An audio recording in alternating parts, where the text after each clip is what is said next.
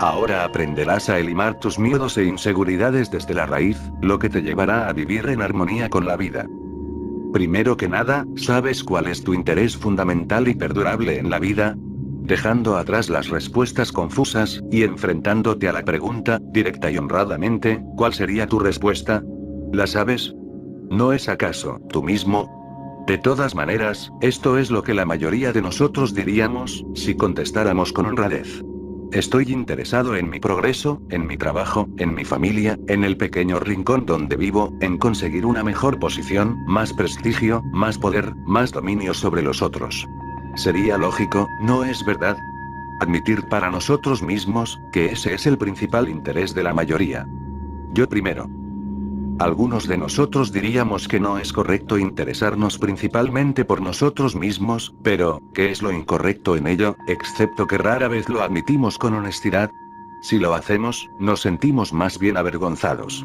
Así es, pues uno está fundamentalmente interesado en uno mismo, y por varias razones ideológicas, o tradicionales, piensas que es incorrecto. Pero lo que uno piensa, no viene al caso. ¿Por qué introducir el factor de considerarlo equivocado? Eso es una idea, un concepto. El hecho es que uno está interesado en uno mismo de manera fundamental y perdurable. Puedes decir que es más satisfactorio ayudar a otro, que pensar en ti mismo. ¿Cuál es la diferencia? Si te das cuenta, sigue siendo interés en ti mismo. Si a ti te da mayor satisfacción ayudar a otros, estás interesado en lo que te produce mayor satisfacción. ¿Por qué introducir en ello un concepto ideológico? ¿Por qué ese doble modo de pensar? ¿Por qué no decir, lo que yo realmente quiero es satisfacción, sea en el sexo, sea en ayudar a otros, o en llegar a ser un gran maestro, o un científico, o un político? Es el mismo proceso, ¿no es cierto? Satisfacción en todas las formas sutiles o evidentes, es lo que deseamos. Cuando decimos que queremos libertad, la queremos porque pensamos que debe satisfacernos extraordinariamente, y desde luego, la mayor satisfacción es esta idea particular de la autorrealización. Lo que buscamos realmente es una satisfacción donde no haya ningún desagrado, ninguna insatisfacción. La mayoría de nosotros ansiamos la satisfacción de tener una posición en sociedad, porque tememos ser un don nadie.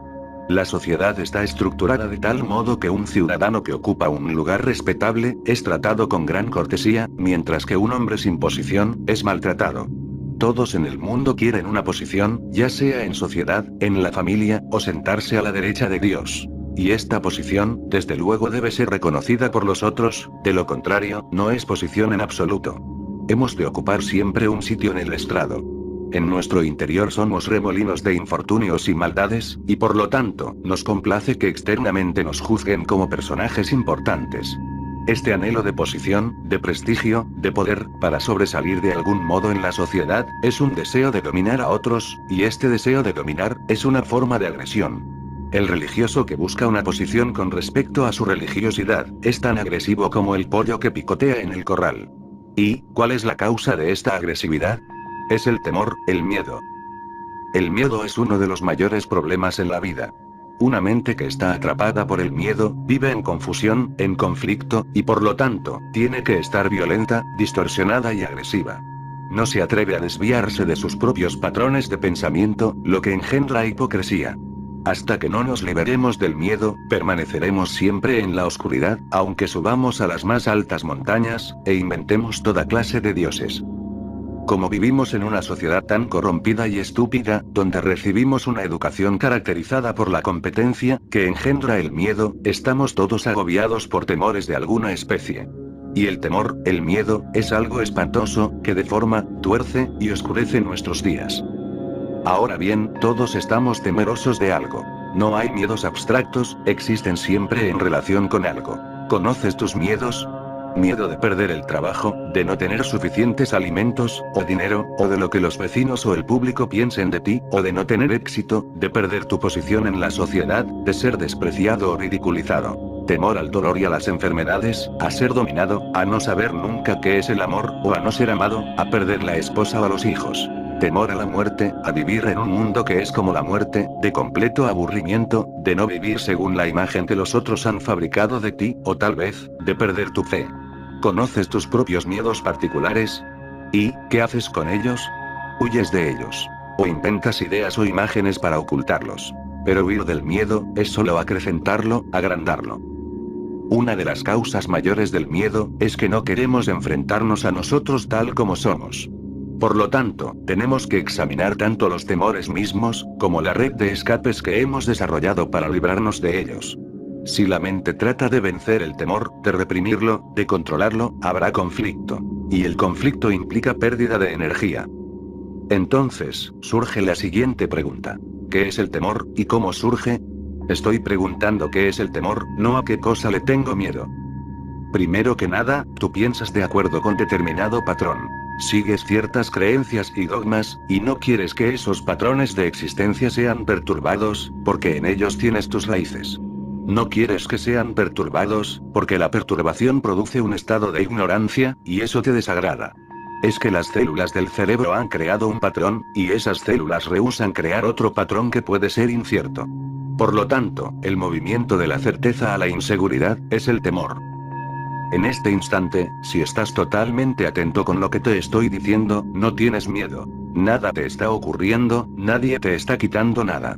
Pero más allá del momento actual, hay una capa más profunda en la mente, que consciente, o inconscientemente, piensa en lo que pudiera ocurrir en el futuro, o se preocupa de que algo del pasado pudiera sorprenderte. Así, estás temeroso del pasado, y del futuro. El pensamiento interviene, y dice: ten cuidado de que no te vuelva a ocurrir, o prepárate para el futuro. El futuro puede ser peligroso. Tienes algo ahora, pero puedes perderlo. Puedes morir mañana, tu esposa podría abandonarte, quizás pierdas tu trabajo, puede que nunca seas famoso, o es posible que te quedes solo. Ahora toma tu forma particular de temor, míralo, y observa tus reacciones. Te pregunto, ¿puedes mirarlo sin ninguna reacción para escapar de él, sin justificarlo, condenarlo, o reprimirlo? ¿Puedes mirar ese temor sin la palabra que lo causa? ¿Puedes mirar a la muerte, sin la palabra que hace surgir el temor de la muerte? ¿No es cierto que la palabra misma produce una vibración, así como la palabra amor tiene su propia vibración, su propia imagen? Y bien, ¿no es la imagen que tu mente tiene de la muerte, el recuerdo de las muchas muertes que has visto, y cómo asocia contigo mismo esos incidentes? ¿No es esa imagen la que crea el temor? ¿Es la palabra muerte la que causa tu temor, o el hecho real? Si es la palabra, o el recuerdo lo que causa tu temor, entonces no hay temor en realidad. Digamos que estuviste enfermo hace 2 años, y el recuerdo del dolor, de la enfermedad, persiste. Entonces la memoria actúa ahora, y dice: ten cuidado, no te vuelvas a enfermar de nuevo. De ese modo la memoria con sus asociaciones está creando temor, temor que no existe en absoluto, porque en realidad ahora tienes buena salud. Recuerda, el pensamiento crea en el tiempo la sensación de que tienes miedo, lo cual no es un hecho real. El hecho real es que estás bien. Pero la experiencia que ha perdurado en la mente como un recuerdo, despierta esta idea. Ten cuidado, no te enfermes de nuevo. Así pues, vemos que el pensamiento engendra una clase de temor, de miedo. Pero fuera de ello, ¿es el temor siempre resultado del pensamiento? Y si lo es, ¿hay alguna otra forma de temor? Tememos a la muerte, pero esto es algo que va a ocurrir mañana, pasado mañana, con el tiempo. Hay una distancia entre lo que es, y lo que será. Ahora el pensamiento ha tenido esta experiencia, has observado la muerte, y dices: voy a morir. El pensamiento crea el temor a la muerte, y si no lo hace, ¿hay en realidad algún temor? ¿Es el temor resultado del pensamiento? Si lo es, como el pensamiento es invariablemente viejo, también el temor es siempre viejo. Como hemos dicho, no hay pensamiento nuevo. Una vez se reconoce ya es viejo. Lo que tenemos, es la repetición de lo viejo, el pensamiento de lo que ha sido, proyectándose en el futuro.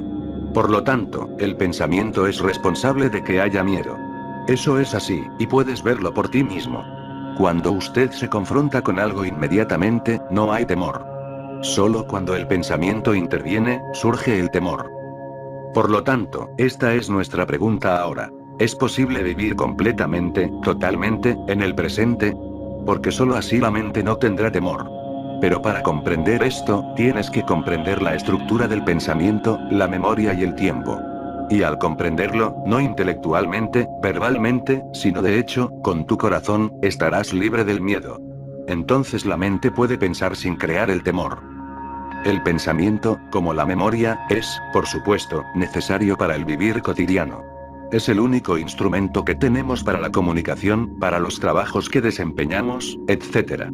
El pensamiento es la respuesta de la memoria, memoria que se ha acumulado a través de la experiencia, el conocimiento, la tradición, el tiempo.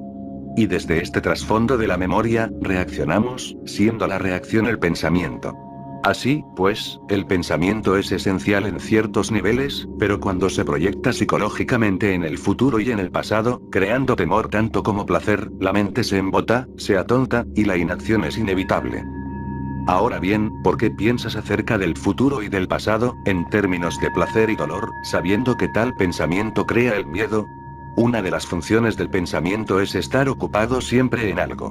La mayoría de nosotros queremos tener nuestras mentes continuamente ocupadas para evitar el vernos tal como somos. Tenemos miedo de sentirnos vacíos. Tenemos miedo de observar nuestros temores. Conscientemente puede que te des cuenta de sus temores, pero en los profundos niveles de tu mente, ¿te das cuenta de ellos? ¿Y cómo vas a descubrir los temores secretos, los que están ocultos? ¿Puede el miedo ser dividido en consciente y subconsciente? Esta es una pregunta muy importante. El especialista, el psicólogo, el analista, han establecido el miedo en capas profundas y superficiales, pero si sigues lo que dicen los psicólogos, estarás entendiendo sus teorías, pero no estarás comprendiéndote a ti mismo. Tú no puedes conocerte siguiendo a Freud, o a Jung. Las teorías de otras personas no tienen ninguna importancia.